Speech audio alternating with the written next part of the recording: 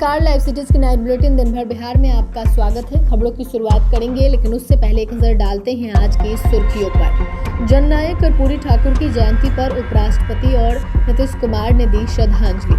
मांझी को लेकर बोले दिलीप जायसवाल इधर उधर नहीं जाएंगे। कोर्ट में सरेंडर करने के बाद पूर्व विधायक अनंत सिंह को भेजा गया जेल। तेजस्वी का बड़ा फैसला, अपराधी और बाहुबली छवि वाले नेता को नहीं टिकट देंगे। ललन सिंह ने तेजस्वी से पूछा, अनंत सिंह की पत्नी को टिकट किसने दिया। पूर्व सांसद सूरजभान सिंह ने अनंत सिंह को बता दिया रावण। सीएम नीतीश की प्रगति यात्रा के चौथे चरण की शेड्यूल जारी। बीपीएससी 70वीं पीटी में 1409 अभ्यर्थियों का रिजल्ट निगेटिव, कई चौंकाने वाले खुलासे भी। भ्रष्टाचार मामले में कांग्रेस बोली, बिहार के सभी डीईओ की संपत्ति की जांच हो। बिहार में 3 दिनों में होगी बारिश, 48 घंटे बाद गिरेगा तापमान। अब खबरें विस्तार से। भारत रत्न जननायक पूर्व मुख्यमंत्री कर्पूरी ठाकुर की 101वीं जयंती पर भारत के उपराष्ट्रपति जगदीप धनखड़ अपनी पत्नी के साथ समस्तीपुर पहुंचे। उनके साथ बिहार के राज्यपाल, उपसभापति हरिवंश सिंह, केंद्रीय मंत्री शिवराज सिंह चौहान, केंद्रीय गृह राज्य मंत्री नित्यानंद राय सहित कई लोग मौजूद रहे। उपराष्ट्रपति ने कर्पूरी ग्राम जिला स्मृति भवन में कर्पूरी प्रतिमा पर माल्यार्पण किया। कार्यक्रम को संबोधित करते हुए जगदीप धनखड़ ने कहा कि कर्पूरी ठाकुर का पूरा जीवन जनता के लिए समर्पित रहा, वो लोगों के लिए जननायक है। आगे कहा कि आज तक बिहार में उतना विकास नहीं हुआ जितना विकास पिछले 10 सालों में हुआ है। उन्होंने प्रधानमंत्री नरेंद्र मोदी के काम की तारीफ की। वहीं उपराष्ट्रपति के जाने के बाद मुख्यमंत्री नीतीश कुमार पहुंचे और माल्यार्पण किया। मुख्यमंत्री ने कर्पूरी ठाकुर के जीवन के बारे में संक्षेप में वर्णन करते हुए उनके त्याग एवं समर्पण का जिक्र किया। भाजपा कार्यालय में जननायक भारत रत्न कर्पूरी ठाकुर की जयंती को धूमधाम से मनाई गई। इस कार्यक्रम में बिहार सरकार के भूमि सुधार एवं राजस्व मंत्री दिलीप जायसवाल ने भी शिरकत की। मीडिया से बातचीत करते हुए दिलीप जायसवाल ने कहा कि स्वर्गीय कर्पूरी ठाकुर देश के आम जन के नेता थे। उन्होंने यह भी कहा कि भाजपा ने गरीबों के नेता स्वर्गीय कर्पूरी ठाकुर को भारत रत्न देकर उन्हें सच्ची श्रद्धांजलि अर्पित की है। वहीं लालू परिवार पर जमकर हमला बोला। लालू परिवार को अपराध का जनक करार देते हुए भाजपा प्रदेश अध्यक्ष ने मांझी कहीं इधर उधर नहीं जाने वाले ही और मजबूती से घटक दल बिहार में फिर से नीतीश कुमार मुख्यमंत्री बनेंगे। मोकामा के पूर्व विधायक बाहुबली अनंत सिंह ने खुद को सरेंडर कर दिया है। बाढ़ में 2 पक्षों के बीच हुई गोलीकांड में मोकामा के पूर्व विधायक अनंत सिंह ने बाढ़ कोर्ट में सरेंडर किया, जहां से कोर्ट ने उन्हें 14 दिन की न्यायिक हिरासत में बेऊर जेल भेज दिया। जब उनसे पूछा गया कि आपने सरेंडर क्यों किया है, तो उन्होंने कहा कि सरकार का नियम होता है, नियम का पालन करना जरूरी होता है। हम पर कोई एफआईआर किया था तो हम सरेंडर कर दिए। वहीं पुलिस ने सोनू सिंह के अलावा एक रोशन नामक व्यक्ति को भी गिरफ्तार किया है। रोशन सिंह अनंत सिंह का समर्थक बताया जा रहा है। पटना ग्रामीण एसपी राकेश कुमार ने इस मामले में 2 लोगों की गिरफ्तारी की पुष्टि की है।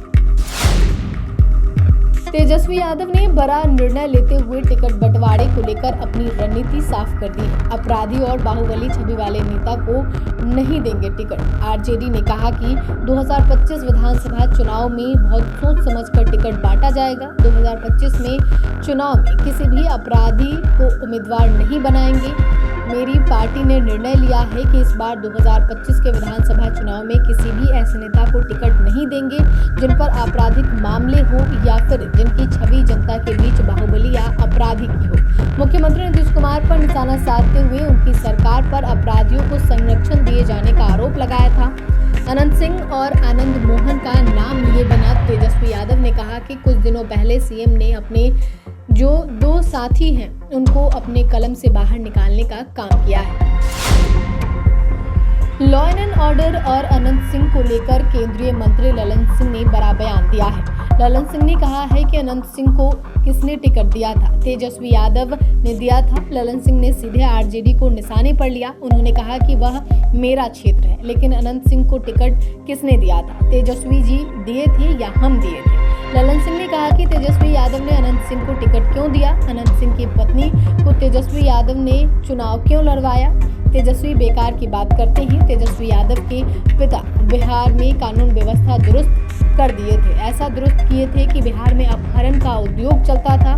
वहीं उप मुख्यमंत्री सम्राट चौधरी ने कहा कि सरकार लगातार कानून का राज स्थापित करने में जुटी है। उन्होंने कहा कि गलत करने वाले बचेंगे नहीं। सरकार पूरी सजगता के साथ कानून का राज स्थापित कर रही है। छोटी मोटी घटनाओं पर भी सरकार की नजर है। कानून तोड़ने वाले बचेंगे नहीं। प्रशासन ईमानदारी से लगा हुआ है।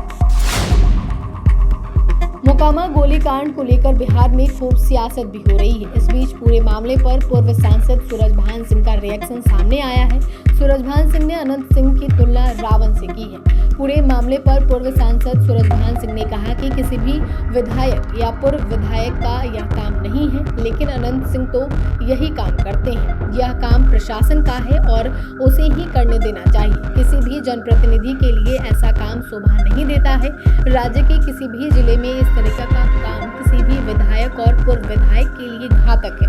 सूरजभान सिंह ने अनंत सिंह की तुलना रावण से करते हुए उन्हें बड़ी नसीहत दे दी है और कहा है कि यह पृथ्वी लोक है और यहाँ रावण से भी ताकतवर कोई नहीं हुआ था, लेकिन उनका भी अंत हो गया था। उन्होंने कहा कि जनता से ज्यादा ताकतवर कोई नहीं है। चौथे चरण की प्रगति यात्रा को लेकर कैबिनेट विभाग ने शेड्यूल जारी कर दिया है। कैबिनेट विभाग की तरफ से जारी शेड्यूल के मुताबिक सीएम नीतीश कुमार 1 फरवरी के चौथे चरण की प्रगति यात्रा पर निकलेंगे।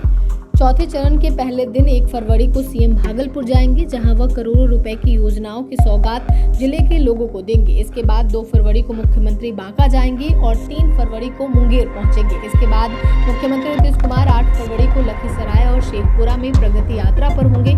10 फरवरी को जमुई में सीएम की प्रगति यात्रा होगी, जबकि 11 फरवरी को सीएम नीतीश नवादा जाएंगे। इस दौरान वह जिलों में चलाई जा रही योजनाओं की समीक्षा करेंगे और जरूरी निर्देश जारी करेंगे। बीपीएससी की 70वीं प्रारंभिक पीटी परीक्षा का परिणाम आ चुका है। इस परीक्षा में कुल 21,786 अभ्यर्थी पास हुए हैं।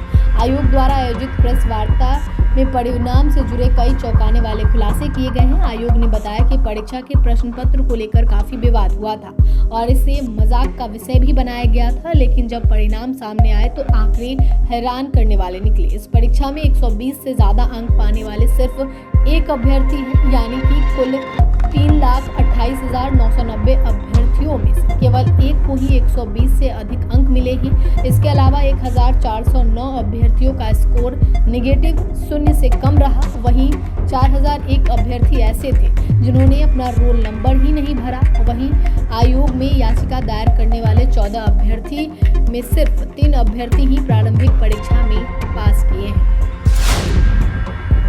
भ्रष्टाचार के मुद्दे पर कांग्रेस ने नीतीश कुमार की सरकार को निशाने पर लिया है। कांग्रेस विधायक अजित शर्मा ने कहा कि राज्य के सभी डीईओ की संपत्ति की जांच होनी चाहिए, सबके घर में कैश लॉक मिलेगा। आरोप लगाया कि अगर सरकार उनकी मांग पर कार्रवाई नहीं करती है तो माना जाएगा कि सीएम पदाधिकारियों के कंट्रोल में है। इससे पहले तिरहुत एमएलसी वंशीधर बृजवासी ने भी यह मांग उठाई थी। उन्होंने आरोप लगाया था कि रजनीकांत के खिलाफ जब उन्होंने आवाज उठाई तो उन्हें हत्या करवा देने की धमकी मिली थी। उन्होंने कहा कि शिक्षा विभाग में सरकारी राशि की लूट मची है। उन्होंने सीएम नीतीश कुमार से मांग करते हुए कहा कि सभी डीओ की संपत्ति की जांच कराई जाए। उन्होंने कहा कि एक शिक्षा पदाधिकारी घर करोड़ों पाए गए, अगर सब पर कार्रवाई नहीं की गई तो बिहार आगे नहीं बढ़ेगा, बच्चे बच्ची आगे नहीं बढ़ेंगे। पिछले कुछ दिनों से उत्तर भारत में ठंड में लगातार बढ़ोतरी हो रही है। दिल्ली, यूपी के साथ साथ बिहार में कनकनी वाली ठंड हो रही है। आईएमडी के अनुसार अभी राहत की कोई उम्मीद नहीं है। शनिवार से तापमान में और गिरावट देखने को मिलेगी। 3 दिन बाद 27 जनवरी को बिहार में बारिश की भी संभावना जताई जा रही है। आपदा प्रबंधन की ओर से बिहार में ठंड को लेकर अलर्ट जारी किया गया है। इस दौरान कोहरा पछुआ हवा चलेगी। बढ़ती ठंड को देखते हुए आपदा प्रबंधन की ओर से टोल फ्री नंबर जारी किया गया है। लोगों के बीच कंबल वितरण और अलाव की व्यवस्था की जा रही है। आपदा विभाग की ओर से अगले 1 सप्ताह तक लोगों को ठंड से बचने की सलाह दी गई है। इसको लेकर गाइडलाइन भी जारी किया गया है।